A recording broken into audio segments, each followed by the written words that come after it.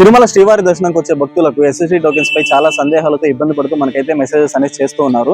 ఈ రోజు మీకు వాటి యొక్క వివరాలు అనేది పూర్తిగా అనేది చెప్తాను. ఈ ఎస్ఎస్డి టోకెన్స్ అనేది మనకు రెండు రకాలుగా ఉంటుంది. ఒకటి వచ్చి సర్వదర్శనం, రెండో వచ్చి దివ్య దర్శనం. ఈ సర్వదర్శనం అనేది తిరుపతిలోని మనకు 3 ప్రదేశాల్లో ఇస్తారు. ఒకటి భూదేవి కాంప్లెక్స్, 2 కృష్ణ నివాసం, 3 వచ్చేసి శ్రీనివాసంలో అయితే ఇస్తారు.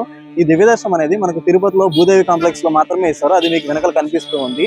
ఈ దివ్య దర్శనం అనేది టోకెన్ తీసుకున్న వాళ్ళు శ్రీవారి మార్గం గుండా వెళ్లేటప్పుడు 1200వ మెట్టు దగ్గర స్కాన్ అనేది చేసుకోవాల్సి ఉంటుంది. ఈ స్కాన్ అనేది చేసుకోకుండా ఉంటే ఆ దివ్య దర్శనం టోకెన్ అనేది చెల్లదు.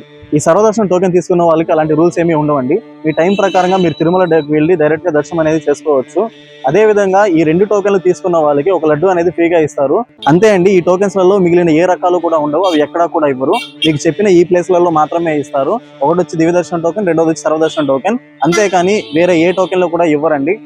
దీనితో మీకు ఎస్ఎస్డి టోకెన్స్ గురించి పూర్తి వివరాలు అందాయి అనుకుంటున్నాను. మీకు ఏదైనా డౌట్స్ ఉన్నా మనకు మెసేజ్ కానీ లేకపోతే కామెంట్స్ లో తెలియజేయగలరు. నేను మీకు నెక్స్ట్ వీడియో ద్వారా పోస్ట్ అనేది చేస్తాను.